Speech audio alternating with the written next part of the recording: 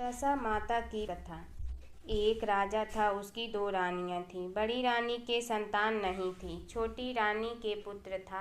राजा छोटी रानी और राजकुमार को बहुत प्यार करता था।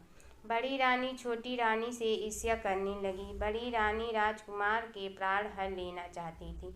एक दिन राजकुमार खेलता खेलता बड़ी रानी के घर में चला गया। बड़ी रानी ने राजकुमार के गले में काला सांप डाल दिया। छोटी रानी दशा माता का व्रत करती थी। राजकुमार दशा माता का ही दिया हुआ था। दशा माता की कृपा से राजकुमार के गले में सांप बिना नुकसान पहुंचाए चला गया। दूसरे दिन बड़ी रानी ने लड्डुओं में जहर मिलाकर एक राजकुमार को खाने के लिए दिए। राजकुमार जैसे ही लड्डू खाने लगा तो दशा माता एक दासी का रूप धारण कर आई और राजकुमार के हाथ में लड्डू छीन लिया। बड़ी रानी का यह वार भी खाली गया। रानी को बड़ी चिंता हुई कि किसी भी तरह से राजकुमार को मारना है। तीसरे दिन जब राजकुमार फिर बड़ी रानी के आंगन में खेलने गया तो रानी ने उसे पकड़कर गहरे कुएं में ढकेल दिया। चूंकि कुआं बड़ी रानी के आंगन में बना था, इसीलिए किसी को भी पता नहीं चला कि राजकुमार कहाँ गया। लेकिन जैसे ही बड़ी रानी ने राजकुमार को कुएं में ढकेला तो दशा माता ने उसे बीच में ही रोक दिया। इधर दोपहर हो जाने पर राजकुमार ने लौटने पर राजा व छोटी रानी को चिंता सताने लगी। दशा माता को भी इस बात की चिंता हुई राजकुमार को उसके माता पिता के पास किस प्रकार पहुंचाया जाए। राजकुमार को तलाश करने वाली कर्मचारी निराश होकर बैठ गए। राजा व छोटी रानी पुत्र शोक में रोने लगे। तब दशा माता ने भिखारी का रूप धारण किया और राजकुमार को गले से लगाए राज द्वार पर पहुंची। वह राजकुमार को एक वस्त्र में छिपाए हुए भिक्षा मांगने लगी। सिपाहियों ने उसे धुतकार कर कहा, तुझे भिक्षा के पड़ी है और यह राजकुमार खो गया है। सारे लोग दुख और चिंता से व्याकुल हो रहे हैं। इस पर दशा माता बोली, भाइयों, पुण्य का प्रभाव बड़ा ही विचित्र होता है।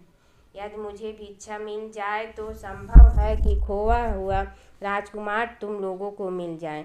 यह कहकर वह देहरी पर पैर रखने लगी। सिपाहियों ने उन्हें आगे बढ़ने से रोका। उसी समय दशा माता ने बालक का पैर वस्त्र से बाहर कर दिया। सिपाहियों ने समझा कि कुंवर उसके हाथों में है, इसीलिए उसे अंदर जाने दिया। दशा माता कुंवर को लिए हुए भीतर चली गई। उसने राजकुमार को चौक में छोड़ दिया और वापस चली गई। परंतु रानी ने दशा माता रूपी भिखारिन को देख लिया था। उसने कहा कि खड़ी रहो और कौन हो तुमने 3 दिन मेरे बेटे को छिपा कर रखा था, तुमने ऐसा क्यों किया? तुम्हें मेरे इस पक्ष का जवाब देना होगा। दशा माता उसी समय ठहर गई। उन्होंने बताया कि मैं तुम्हारे पुत्र की चोरी करने वाली नहीं हूँ, मैं तो तुम्हारी आराध्य देवी दशा माता हूँ। मैं तुम्हें सचेत करने आई हूँ कि बड़ी रानी तुमसे ईर्ष्या रखती है। वह तुम्हारे पुत्र के प्राण हर लेना चाहती है। एक बार उसने तुम्हारे पुत्र के गले में काला सांप डाला, जिससे मैंने भगाया। दूसरी बार उसने इसे विष के लड्डू खाने को दिया, जिन्हें मैंने उसके हाथों से छीन लिया। इस बार उसने तुम्हारे बच्चे को, राजकुमार को, अपने आंगन के कुएं में ढकेल दिया था और मैंने इस बीच में ही रोक कर रक्षा की। इस समय मैं भिखारिन के वेश में तुम्हें सचेत करने आई हूँ। यह सुनकर छोटी रानी दशा माता के पैरों में गिरकर क्षमा मांगी। छोटी रानी विनती भाव से बोली, जैसी कृपा आपने मुझ पर दर्शन की है, मैं चाहती हूँ कि आप सदैव इस महल में निवास करें। मुझसे जो सेवा पूजा होगी मैं करूँगी। इस पर दशा माता बोली कि मैं किसी घर में नहीं रहती।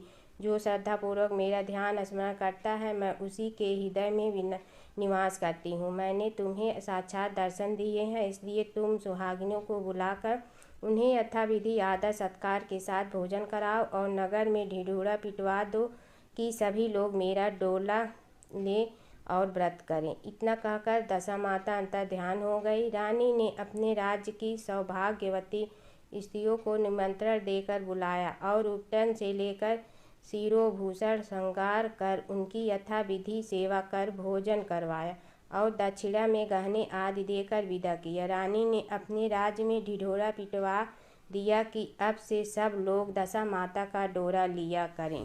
कथा।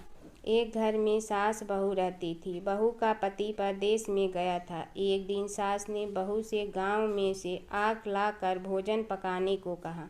बहू गांव में आग लाने गई, पर किसी ने भी उसे आग नहीं दी और सभी ने कहा कि जब तक दशा माता की पूजा नहीं हो जाती तब तक आग नहीं मिलेगी।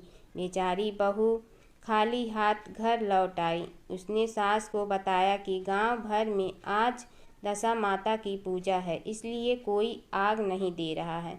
शाम को जाने पर सास आग लेने गांव में गई तो स्त्रियों ने उसे आराम से बैठाया और कहा कि सुबह तुम्हारी बहू आग लेने आई थी, परंतु हमारे यहाँ पूजा नहीं हुई थी, इसीलिए आग नहीं दी सकी।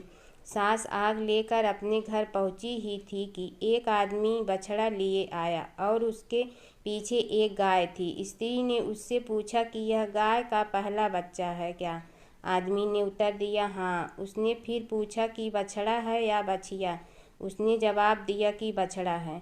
सास ने घर जाकर बहू से कहा, आओ हम दोनों भी दशा माता का डोरा ले और व्रत करें। दोनों सास बहू ने डोरा लिया। सवेरे से व्रत आरंभ किया। व्रत पूरे हो जाने पर 10वें दिन डोरे की पूजा की। सास बहू दोनों ने मिलकर गोल गोल 10-10 अर्थात कुल 20 फेरे बनाए। 21वां बड़ा फेरा गाय को दिया। पूजन समाप्त होने पर सास बहू दोनों पारण करने बैठी। उसी समय बुढ़िया के बेटे ने परदेश से लौटकर दरवाजे पर आवाज़ लगाई। आवाज़ सुनकर माँ ने मन में सोचा कि क्या हुआ, थोड़ी देर पीटा दरवाज़ा पर ही खड़ा रह जाएगा। मैं पारण करने के बाद दरवाज़ा खोलूँगी। इधर बहू ने आवाज़ सुनी तो उसे रुकने का साहस नहीं हुआ। अपनी थाली का अन्न इधर उधर करके झट से पानी पी कर उठ खड़ी हुई। उसने जाकर दरवाज़ा खोला। पति ने उससे पूछा कि अम्मा कहाँ हैं? बहू ने उत्तर दिया कि वह तो अभी पारण कर रही हैं। तब पति बोला, मैं तुम्हारे हाथ का जल भी नहीं पीऊँगा, क्योंकि मैं 12 बरस से घर आया हूँ। इतने दिनों न जाने तुम किस प्रकार रही होगी। अम्मा आएंगी, वह जल लगाएंगी, तब ही जल पीऊँगा। यह सुनकर स्त्री चुपचाप बैठ गई। इतने में उसकी अम्मा पारण कर अपनी थाली धोकर पी चुकी। तब वह लड़के के पास गई। लड़के ने माँ के पैर छुए। अम्मा उसे आशीर्वाद देकर बेटे को घर ले आई। माता ने थाली परोस कर रखी। बेटा भोजन करने लगा। उसने हाथ में पहला ग्रास ही लिया था कि फेरों के वे टुकड़े जो बहू ने अपनी थाली में फेंक दिए थे अपने आप बेटे के सामने आने लगे। बेटे ने माँ से पूछा, यह सब क्या हो रहा है? माँ बोली, मैं क्या जानूँ बेटा, बहू जाने। यह सुनकर बेटा आग बबूला होकर बोला, ऐसी बहू मेरे किस काम की, जिसके चरित्र की तुम साक्षी नहीं हो। उसको मैं घर में नहीं रख सकता। इसे अभी घर से निकाल दो, घर में नहीं रहेगी। माँ ने बेटे को व्रत के पारण का सब हाल बताकर हर तरह से समझाया, परंतु वह मानने को तैयार नहीं हुआ। वह यही कहता रहा कि इसे घर से बाहर करो तो मैं रह सकता हूँ। माँ ने सोचा, बहू को थोड़ी देर के लिए बाहर कर देती हूँ, जब लड़के का गुस्सा उतर जाएगा तब बहू को बुला लूँगी। बुढ़िया ने बहू से कहा, देहरी के बाहर जाकर पेड़ के नीचे थोड़ी देर के लिए खड़ी हो जा। जब बहू पेड़ के नीचे खड़ी हुई तो पेड़ बोला, मुझसे हट कर खड़ी हो, मैं 10 माता के विरोधी को छाया नहीं दे सकता। इस पर वह वहाँ से चलकर खड़ौची के पास गई। खड़ौची बोली, मुझसे हटकर खड़ी हो, मुझ पर इतना भार खड़ा का नहीं है जितना तेरा है। वह यह से हटकर पूरे ढेर पर खड़ी हो गई। कूड़े का ढेर बोला, मुझ पर इतना भार कूड़े का नहीं है जितना तेरा है, चल यहाँ से हटकर कहीं और खड़ी हो जा। इस प्रकार उसे कहीं भी खड़ा नहीं होने दिया गया। वह अपने मन में बहुत दुखी हुई। वह जंगल में चली गई। जंगल में भूखी प्यासी घूमती फिरती एक सूखे कुएं में गिर पड़ी। वह उसमें गिरी, परंतु उसे चोट नहीं आई। वह नीचे बैठ गई। अचानक राजा नल वहाँ शिकार खेलते खेलते वहाँ पहुँच गए। उनके साथी बिछुड़ गए थे। वह प्यास के कारण उसी कुएं पर आए जिसने वह स्त्री बैठी थी। राजा नल के भाई ने कुएं में पानी के लिए लोटा डाला तो उस स्त्री ने लोटे को पकड़ लिया। भाई ने नल से कहा कि इस कुएं में किसी ने लोटा पकड़ लिया है। तब राजा नल ने कुएं पर आकर कहा कि तुम यदि पुरुष हो तो मेरे धर्म के भाई हो, और यदि स्त्री हो तो मेरी धर्म की बहन हो। तुम जो भी हो बोलो, मैं तुम्हारे बाहर निकाल लूँगा। स्त्री ने आवाज़ दी। राजा ने उसे बाहर निकाल लिया तथा हाथी पर बैठाकर राजधानी ले आया। महाराज को शिकार से लौटकर महलों की ओर आते देखकर सब ने महारानी को महाराजा के आने की सूचना दी। सेवकों ने एक स्त्री को हाथी पर बैठा देखकर रानी को बताया कि महाराजा एक नई रानी भी साथ ले आ रहे हैं। यह जानकर रानी बड़ी दुखी हुई। इतने में महाराज भी वहां आ पहुँचे। रानी ने हाथ जोड़कर विनती की, महाराज, मुझसे ऐसा क्या गलती हो गई जो मेरे रहते आपने दूसरा विवाह कर लिया।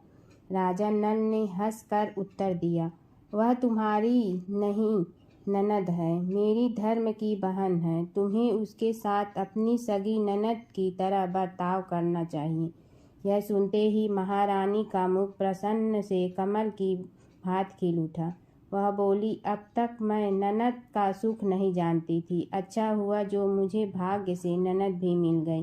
राजा ने उसका नाम मुँह बोली बहन रखा और उसके लिए अलग महल बनवाया। उसके दिन अब सुखपूर्वक बीतने लगे। एक दिन राजा की घोड़ी का बच्चा हुआ तो राजमहल की स्त्रियां बधाई गाने लगीं। मुँह बोली बहन ने अपने दासियों से कहा, बाहर जाकर पता करो कि किस बात की बधाई गाई जा रही है। दासियों ने बताया, महाराजा की घोड़ी ने अच्छी घड़ी में एक उत्तम बछड़े को जन्म दिया है, उसकी बधाई गाई जा रही है। मुँह बोली बहन ने पूछा, क्या घोड़ी ने पहली बार जन्म दिया है? दासियों ने उत्तर दिया, हाँ। तब मुँह बोली बहन ने महारानी के पास जाकर कहा, आओ भाभी रानी, हम तुम दोनों दशा माता का डोरा लें। रानी ने पूछा, डोरा क्या चीज़ है, मुझे समझाओ। वह बोली, दशा माता के व्रत का यह नियम है कि पहले पहल जब गाय या घोड़ी या स्त्री के प्रसव की खबर सुने तब डोरा लेकर व्रत आरंभ करते हैं। 9 व्रत करने के बाद 10वें दिन डोरे का पूजन करके विसर्जित करते हैं। इसी के साथ उसने पारण का नियम भी बताया। तब महारानी बोली, तुम्हारा व्रत तुमको फले। मैं पूरी और दूध की खीर खाने वाली रानी महारानी भला बनफरा गोले की पपड़ी खाकर कैसे रह सकती है? ऐसा कहने खाए मेरा दुश्मन। वह बोली, भाभी मुझे जो चाहे कह लो, परंतु व्रत के संबंध में कुछ मत कहो। मैं ऐसी व्रत के उल्लंघन के कारण मारी मारी फिरती आपके देश में आ गई हूँ। महारानी ने उदासीनता के साथ कहा, मुझे क्या पड़ी है, तुम्हें जो अच्छा लगे वह करो, मैं मना तो नहीं कर रही हूँ। मुँह बोली बहन ने श्रद्धापूर्वक डोरा लिया।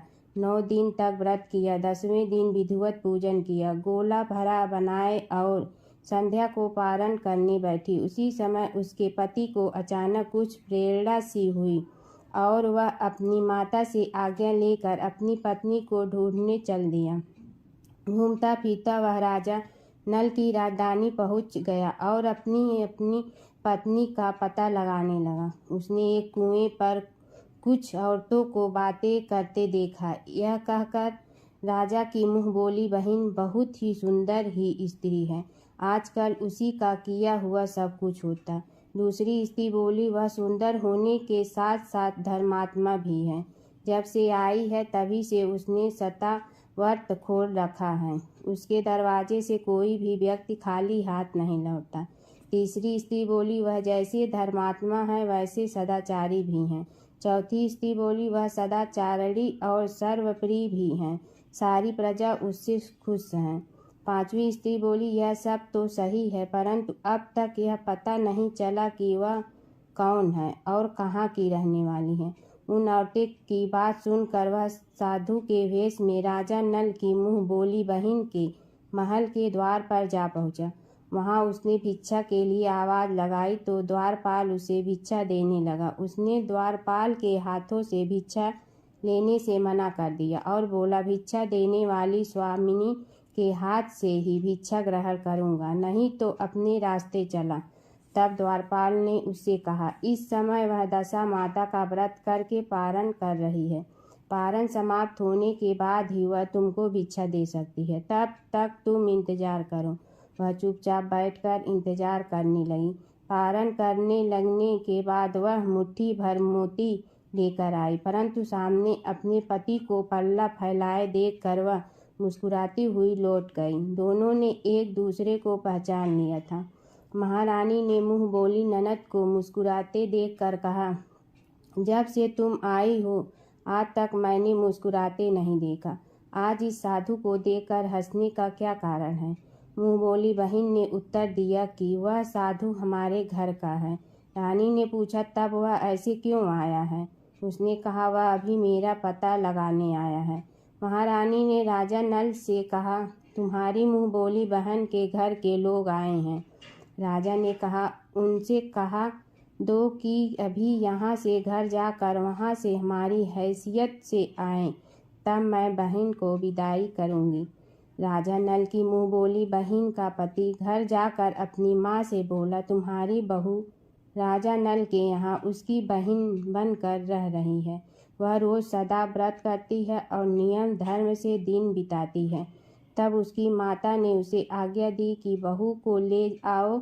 वह डोली पीनस बाजे गाजे कहार आदि के साथ यथाचित सज धज कर राजा नल की राजधानी को चल दिया। राजा ने उसका यथोचित आदर सत्कार किया और कुछ दिन मेहमानी में रखकर विधि पूर्वक बहन की विदाई की। जब वह महल के बाहर निकल चलने लगी तो महल भी उसके पीछे पीछे चलने लगी। तब महारानी बोली, ननद जी तुम चली और मेरा महल भी ले चली, जरा पीछे मुड़कर तो देखती जाओ। ज्यों ही उसने मुड़कर पीछे की ओर देखा तो राजा का संपूर्ण राजसी वैभव अचानक लुप्त हो गया। राजा की मुँह बोली बहन तो अपने पति के साथ आनंद से रहने लगी, परंतु राजा नल व रानी का यह हाल हो गया कि वे दोनों कमरी कथरी ओढ़े फिरने लगे। उनके भोजनालय में पते खड़खड़ाने लगे। राजा नल ने रानी से कहा, अब हमें यहाँ से कहीं दूसरी जगह ले चलना। रानी पतिव्रता स्त्री थी, उसने राजा की आज्ञा मान ली। चलते चलते वे एक गांव के पास पहुँचे। वहाँ पर बेरी के पेड़ पर बेर लगे हुए थे। राजा रानी दोनों भूखे थे। उन्होंने बेरों को उठाया तो बेर लोहे के हो गए। इस प्रकार राजा रानी जिस वस्तु को भी हाथ लगाते वह कंकड़ पत्थर में बदल जाती। इतने पर भी राजा रानी आगे बढ़ते गए। रास्ते में उन्हें एक व्यापारी मिला। व्यापारी ने राजा रानी को पहचान लिया। उसने राजा रानी के भोजन के लिए सेर भर आटा दिया। वे आटा लेकर नदी के किनारे गए। वहाँ रानी भोजन बनाने लगी और राजा नल स्नान करने चले गए। उस नदी में मछुआरे मछलियाँ पकड़ रहे थे। मछेरों ने राजा को 4 मछलियाँ दी। रानी ने मछलियाँ भूनकर रोटियाँ बना लीं। राजा नल और भोजन करने बैठे तो रोटियाँ ईंट में परिवर्तित हो गई और मछलियाँ उछल कर नदी में चली गई। वहाँ से चलकर राजा रानी अपनी मुँह बोली बहन के यहाँ गए। बहन को जब पता चला कि भाई भाभी आए हैं तो उसने सेवकों से पूछा, कैसे आए हैं? सेवकों ने कहा कि भिखारियों के हाल में आए हैं। यह सुनकर उसे बड़ी लज्जा आई। उसने राजा रानी को एक कुम्हार के यहाँ ठहरा दिया। शाम को थाल सजाकर बहन स्वयं भाभी से मिलने कुम्हार के घर गए। उसने भाभी के सामने थाल रखा तो भाभी ने कहा कि इस थाल में जो कुछ भी है उसे कुम्हार के चक्के के नीचे रख दो और चली जाओ।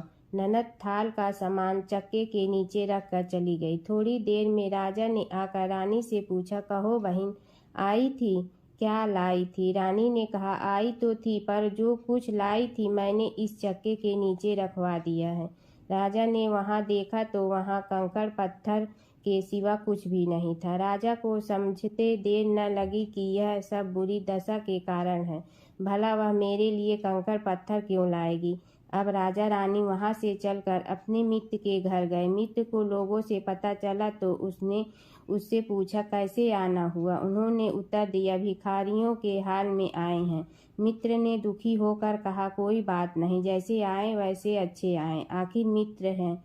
उन्हें महलों में ले आओ। मित्र ने उस दोनों का स्वागत किया, स्वादिष्ट भोजन कराया, एक कमरे में उनके लिए पलंग बिछवा दिए। उस कमरे में एक खुट्टी पर नौलखा हार टंगा था। आधी रात के समय राजा तो सो गए, परंतु रानी जाग गई। रानी ने देखा कि हार वाली खुट्टी के पास दीवार में एक मोर का चित्र बना हुआ है। मोर धीरे धीरे हार को निगल रहा है। रानी ने राजा को जाग कर वह दृश्य दिखाया। राजा ने सोचा, यहाँ से चुपचाप भाग चलना चाहिए, नहीं तो सवेरे चोरी का कलंक लगेगा। तब मित्र को क्या मुख दिखाएंगे। बेचारे राजा और रानी ने उठकर जंगल की तरफ चले गए। दोनों चलते चलते एक दूसरे राजा की राजधानी में पहुंच गए। वहां अतिथि और भिक्षुओं को सदाव्रत दिया जाता है। वे दोनों भी सदा व्रत लेने गए, परंतु उस समय सदाव्रत बंद हो चुका था। वहां के अधिकारियों ने कहा, यह लोग न जाने कहाँ के भागे आए हैं कि इन्हें देने के लिए कुछ भी नहीं बचा, फिर भी इन्हें एक मुट्ठी चने दे दो। उन्होंने इस प्रकार से अनादर और कड़वी बातें सहित दान देना अस्वीकार कर लिया। वे दानाध्यक्ष की निंदा करते हुए बोले कि ऐसी कंजूसी है तो सदा व्रत देने का नाम ही क्यों करता है। दानाध्यक्ष बोला, यह तो बड़ा घमंडी भिक्षुक लगता है, भीख भी मांगता है और गाली भी देता है। इनको हवालात में डाल दो। इस प्रकार दोनों को एक कोठरी में बंद कर दिया गया। एक एक मुट्ठी चने दोनों को खाने के लिए मिलने नहीं। जिस कोठरी में राजा रानी बंद किया गया था, उसी के पास आम रास्ता था। एक जमादारनी राजा की घुड़सवार साफ कर उसी रास्ते से निकला करती थी। एक दिन वह बहुत देर निकली। रानी उससे पूछने लगी कि आज तुम्हें इतनी देर कैसे हो गई। वह बोली कि आज राजा की घोड़ी के बछड़ा हुआ था, उसकी टहल में देर हो गई। रानी ने पूछा कि घोड़ी का पहला प्रसव है क्या। जमादारनी ने बताया। पहली बार रानी ने फिर पूछा, बछेड़ा हुआ है या बछड़ी। जमादारनी ने बताया कि बहुत अच्छा बछेड़ा हुआ है।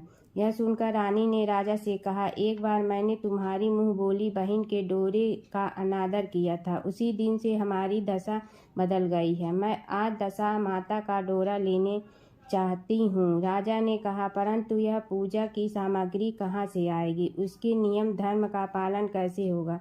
रानी ने उत्तर दिया, दशा माता ही सब कुछ करेंगी, मैं तो उन्हीं का नाम लेकर डोरा लेती हूँ, फिर जो होगा देखा जाएगा। रानी ने तो तार राजा की पगड़ी से और एक तार अपने आंचल का लेकर अपना डोरा तैयार किया और उसे समय से व्रत करने लगी। थोड़ी देर में ही वह एक राजा अपनी घोड़ी को देखने के लिए उसी रास्ते से निकला। राजा ने नल दंपति को देखा। कोठरी में बंद देखकर पूछा कि वे लोग कौन हैं और इनका क्या अपराध है। पहरेदारों ने कहा, ये लोग भिक्षा लेने आए थे, ये आपको आशीर्वाद देने के बदले गालियां देते थे, इसी कारण थानाध्यक्ष ने इन लोगों को कैद में डाल दिया है। राजा ने कहा, यह तो इनका कोई अपराध नहीं है, इनको मनवांछित भिक्षा नहीं मिली होगी, इसलिए ये गालियां देने लगे होंगे। इनको संतुष्ट करना चाहिए था, ना कि कैद में डाल देना चाहिए। इनको अभी रिहा करो। राजा की आज्ञा से उसी समय दोनों को कोठारी से बाहर निकाला गया। राजा उनके पाँव में पद्म और माथे पर चंद्रमा देखकर पहचान गया कि यह तो राजा नल और रानी दमयंती हैं। इस पर उसने दोनों हाथों से हाथ जोड़कर क्षमा मांगी और हाथी पर बैठाकर अपने महल में ले गया। कुछ दिन तक राजा ने यहाँ रहकर उन दोनों ने पूरे राजसी ठाट के साथ अपनी राजधानी की ओर प्रस्थान किया। रास्ते में वे पहले अपने मित्र के यहाँ गए। मित्र ने राजा नल की आने की खबर सुनकर लोगों से पूछा, मित्र आए तो कैसे आए। लोगों ने कहा, अब की बार तो राजसी ठाठ बाट के साथ हाथी घोड़े दंड का निशान पालकी पीनस एक फौज को साथ लेकर आए हैं। मित्र ने कहा, अच्छी बात है, आने दो, मेरे लिए तो जैसे तब थे वैसे अब हैं। आखिर इस मित्र ने राजा रानी मित्र के महल में गए। मित्र ने उनको आधा सत्कार के साथ उसी स्थान पर ठहराया जिस स्थान पर पहले ठहरा था। आधी रात के समय जब राजा सो रहे थे और रानी पैर दबा रही थी, तब रानी ने देखा कि मोर का चित्र जो पहले हार को निगल गया था उसे उगल रहा है। रानी ने राजा को जगाकर यह दर्शाया यह कि राजा नल ने अपने मित्र को बुलाकर यह दिखाया। मित्र बोला कि मैंने तब भी तुमको चोर नहीं समझा था और न अब समझता हूँ। यह दर्शाए तुम्हारी बुरी दशा का फल है। आप निश्चिंत रहिए, मेरे मन में कोई मेल नहीं है। मित्र के यहाँ से चलकर राजा रानी अपनी मुँह बोली बहन के यहाँ गए। उसने सुना राजा भैया आ रहे हैं तो उसने लोगों से पूछा कैसे आ रहे हैं। लोगों ने कहा जिस प्रकार राजा का आना चाहिए उसी प्रकार से आ रहे हैं। उसने कहा उनको मेरे महल ले आओ। जब राजा नल का हाथी बहन के महल की ओर पड़ा तब रानी ने कहा आप अपनी बहन के घर जाइए, मैं तो उसी कुम्हार के घर रहूंगी जिसके पहले ठहरी थी। राजा ने कहा जिस कारण इतने दुख उठाए तुम फिर उससे झगड़ा मोल लेना चाहती हो, यह तुम अच्छा नहीं कर रही हो। परंतु रानी नहीं मानी, वह कुम्हार के घर ही ठहरी। राजा बहन के घर चले गए। शाम को राजा की बहन भाभी के लिए थाल सजाकर कुम्हार के यहाँ आई। उसने भाभी के सामने थाल रख दिया। भाभी सोने चांदी के गहने उतार कर रखने लगी और कहने लगी खाओ रे मेरे सोने चांदी के गहने खाओ, हम भूखे नंगे क्या खाएंगे। यह उलाहना सुन ननद बोली यह उलाहना किसे देती हो। मुझसे उस समय जो कुछ हो सका वो उस समय लाई थी, वही अब भी लाई हूँ। विश्वास न हो तो चक्के के नीचे अब भी देख लो। सचमुच चक्के के नीचे देखा तो वहाँ पर माणिक मोतियों का ढेर लगा था।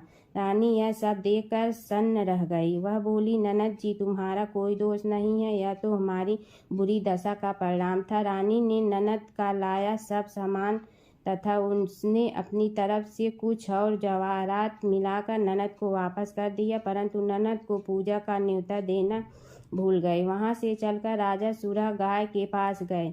गाय ने सेना सहित राजा को भरपेट दूध पिलाया। वहां से आगे चलकर वे नदी के तट पर पहुंचे तो वहां पड़ाव डाला। भोजन बनवाया गया। जब राजा भोजन करने बैठे तो उसी समय नदी में उछल कर गिरी हुई भुनी भुनाई मछलियां अपने आप थाली में गिर पड़ी। वह रोटियां जो ईंट बन गई थी फिर से रोटियां बन गई। राजा ने कहा यह सब क्या हो रहा है, कुछ समझ में नहीं आता। रानी ने बताया कि ये रोटियां और मछलियां वे ही हैं जो उस दिन हमें नसीब नहीं हुई थी। मैं यदि आपसे उस समय कहती कि तली हुई मछलियां जल में उछल गई तो रोटियां ईंट बन गई तो आप कदापि भी इसे सच नहीं मानते। इसी कारण मुझे बहाना बनाना पड़ा। अब राजा रानी अपनी राजधानी को आगे बढ़े। जब राजा की फौज अपनी राजधानी के समीप पहुंची तो वहां के लोग ने समझा कि दूसरे राजा ने राजधानी पर आक्रमण कर दिया है। वे घबरा गए। वहाँ के लोग नज़ारा लेकर राजा से मिलने गांव के बाहर आए, परंतु यह तो अपने राजा हैं। लोगों का प्रसन्नता देख ठिकाना न रह गया। वह श्रद्धा भक्ति के साथ महाराज के आगे चलकर उन्हें उनके महल में ले गए। राजा रानी ने महल में प्रवेश किया। रानी ने तुरंत दशामाता की पूजा का प्रबंध किया। उसने उस पूजा में नगर की सब सौभाग्यवती स्त्रियों को बुलाया। भगवती के भोग के लिए सब प्रकार के पकवान बनाए गए। आटे की 10 बतियाँ, 10 शक्कर की गुजिया और 10 अठवाइयाँ सुहागिनों के आंचल में डाली। सुहागिनों का श्रृंगार करके दशा माता की पूजा आरंभ हुई। कलश स्थापित करके दीपक को जलाया गया, परंतु उसकी बाती जली नहीं। इस पर पंडितों ने कहा कि कोई न्योता पाने वाला न्योता को तो नहीं रह गया है, स्मरण किया जाए, उसके आने पर दीपक जल जाएगा। रानी ने सोच विचार कर बताया कि ननद न्योते से रह गई हैं। पंडितों ने कहा कि उसे फौरन बुलाया जाए। राजा ने अपना दूरगामी रथ भेजकर अपनी मुँह बोली बहन को बुलवाया। उसके आते ही कलश का मणिक दीपक प्रज्वलित हो गया। बड़ी धूमधाम से पूजा की गई। अंत में सुहागिनों को भोजन कराकर विदा किया गया। उसी समय राजा ने राज्य में आज्ञा जारी की मेरी प्रजा के लोग दशा माता का व्रत किया करे। भगवती माता ने जिस प्रकार राजा नल के दिन फेरे उसी प्रकार सबके दिन फेरे। दशा माता व्रत की प्रामाणिक कथा के अनुसार प्राचीन समय में राजा नल और दमयंती रानी सुखपूर्वक राज्य करते थे। उनके 2 पुत्र थे। उनके राज्य में प्रजा सुखी और संपन्न थी। एक दिन की बात है कि उस दिन होली दशा थी। एक ब्राह्मणी राजमहल में आई और रानी से कहा दशा का डोरा ले लो। बीच में दासी बोली हाँ रानी साहिबा, आज के दिन सभी सुहागिन महिलाएं दशा माता की पूजन और व्रत करती हैं।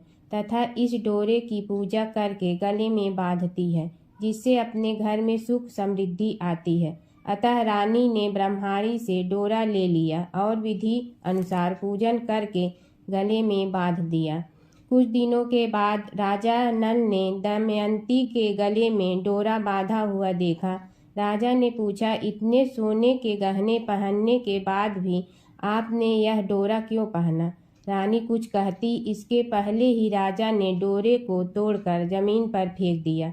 रानी ने उस डोरे को जमीन से उठा लिया और राजा से कहा, यह तो 10 माता का डोरा है, आपने उनका अपमान करके अच्छा नहीं किया। जब रात्रि में राजा सो रहे थे तब दशा माता स्वप्न में बुढ़िया के रूप में आई और राजा से कहा, हे राजा, तेरी अच्छी दशा जा रही है और बुरी दशा आ रही है, तूने मेरा अपमान करने अच्छा नहीं किया। ऐसा कहकर बुढ़िया दशा माता अंतर ध्यान हो गई। अब जैसे तैसे दिन बीतते गए, वैसे वैसे कुछ ही दिनों में राजा के ठाट बाट, हाथी घोड़े, लाव लश्कर, धन धान, सुख शांति सब कुछ नष्ट होने लगे। अब तो भूखे मरने का समय तक आ गया। एक दिन राजा ने दमयंती से कहा, तुम अपने दोनों बच्चों को लेकर अपने मायके चली जाओ। रानी ने कहा, मैं आपको छोड़कर कहीं नहीं जाऊंगी। जिस प्रकार आप रहेंगे उसी प्रकार मैं भी आपके साथ रहूंगी। तब राजा ने कहा, अपने देश को छोड़कर दूसरे देश में चलें, वहाँ जो भी काम मिल जाएगा वही काम कर लेंगे। इस प्रकार नल दमयंती अपने देश को छोड़कर चल दिए। चलते चलते रास्ते में भील राजा का महल दिखाई दिया। वहाँ राजा ने अपने दोनों बच्चों को अमानत के तौर पर छोड़ दिया। आगे चले तो रास्ते में राजा के मित्र का गांव आया।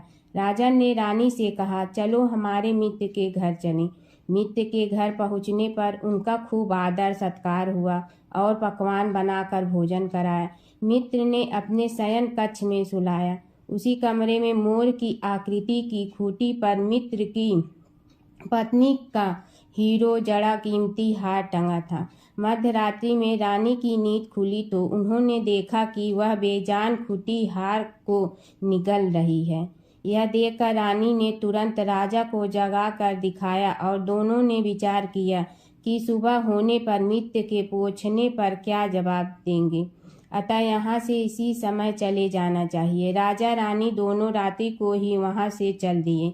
सुबह होने पर मित्र की पत्नी ने खूंटी पर अपना हार देखा। हार वहाँ नहीं था। तब उसने अपने पति से कहा, तुम्हारे मित्र कैसे हैं जो मेरा हार चुरा कर रात्रि में ही भाग गए हैं? मित्र ने अपनी पत्नी को समझाया कि मेरा मित्र कदापि ऐसा नहीं कर सकता, धीरज रखो, कृपया उसे चोर मत कहो। आगे चलने पर राजा नल की बहन का गांव आया। राजा ने बहन के घर खबर पहुंचाई कि तुम्हारे भाई भौजाई आए हुए हैं। खबर देने वाले से बहन ने पूछा, उनके हाल चाल कैसे हैं?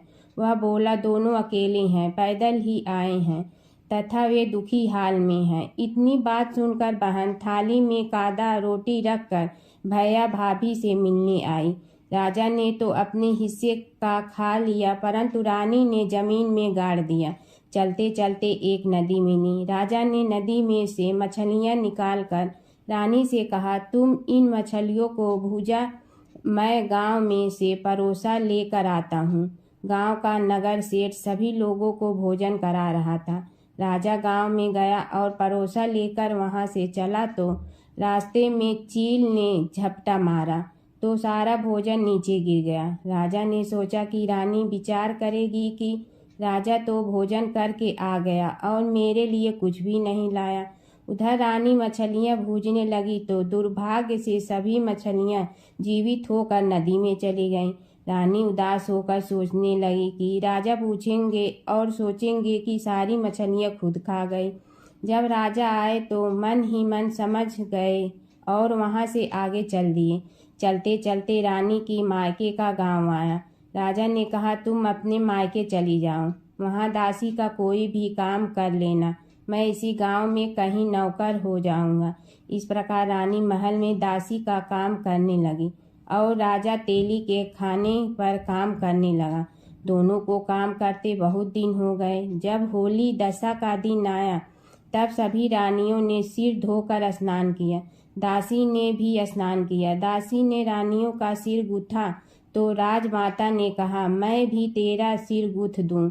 ऐसा कहकर राजमाता जब दासी का सिर गूथ ही रही थी तब उन्होंने दासी के सिर में पद्म देखा। यह देखकर राजमाता की आंखें भर आई और उनकी आंखों से आंसू की बूंदें गिरी। आंसू जब दासी की पीठ पर गिरे तो दासी ने पूछा, आप क्यों रो रही हो? राजमाता ने कहा, तेरे जैसी मेरी भी बेटी है जिसके सिर में भी पद्म था, तेरे सिर में भी पद्म है। यह देखकर मुझे उसकी याद आई गई। तब दासी ने कहा, मैं ही आपकी बेटी हूँ। दशा माता के कोप से मेरे बुरे दिन चल रहे हैं, इसलिए यहाँ चली आई। माता ने कहा, बेटी तूने यह बात हमसे क्यों छिपाई? दासी ने कहा, माँ मैं सब कुछ बता देती तो मेरे बुरे दिन नहीं कटते। आज मैं दशा माता का व्रत करूँगी तथा उनसे गलती की क्षमा याचना करूँगी। अब तो राजमाता ने बेटी से पूछा, हमारे जमाई राजा कहाँ हैं? बेटी बोली, वे इसी गांव में किसी तेली के घर काम कर रहे हैं। अब गांव में उनकी खोज कराई गई और उन्हें महल में लेकर आए। जमाई राजा को स्नान कराया, नए वस्त्र पहनाए और पकवान बनवाकर उन्हें भोजन कराया।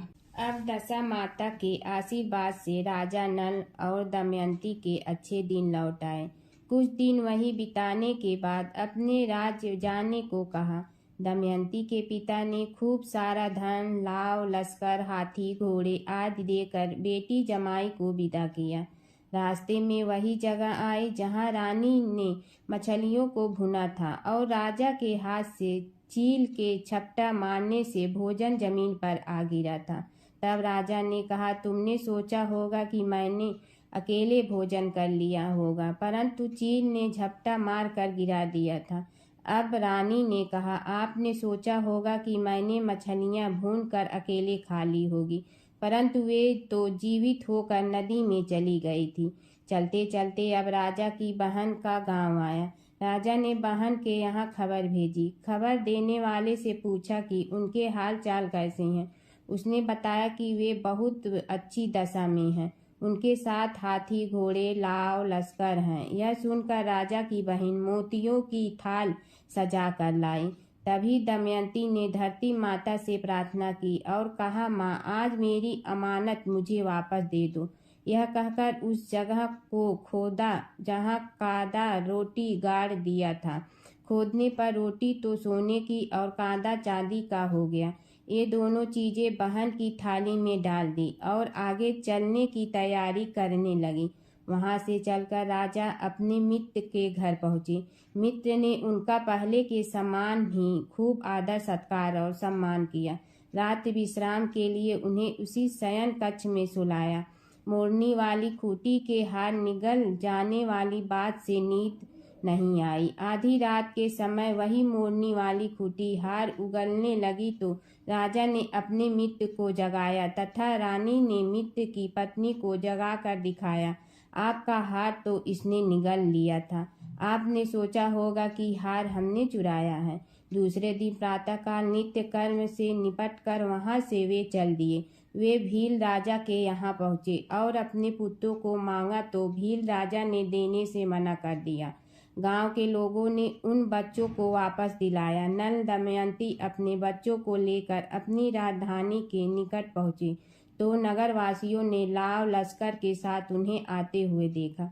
सभी ने बहुत प्रसन्न होकर उनका स्वागत किया तथा गाजे बाजे के साथ उन्हें महल पहुंचाया। राजा का पहले जैसा ठाट बाट हो गया। राजा नल दमयंती पर दशा माता ने पहले कोप किया, ऐसी किसी पर मत करना, और बाद में जैसी कृपा करी वैसी सब पर करना।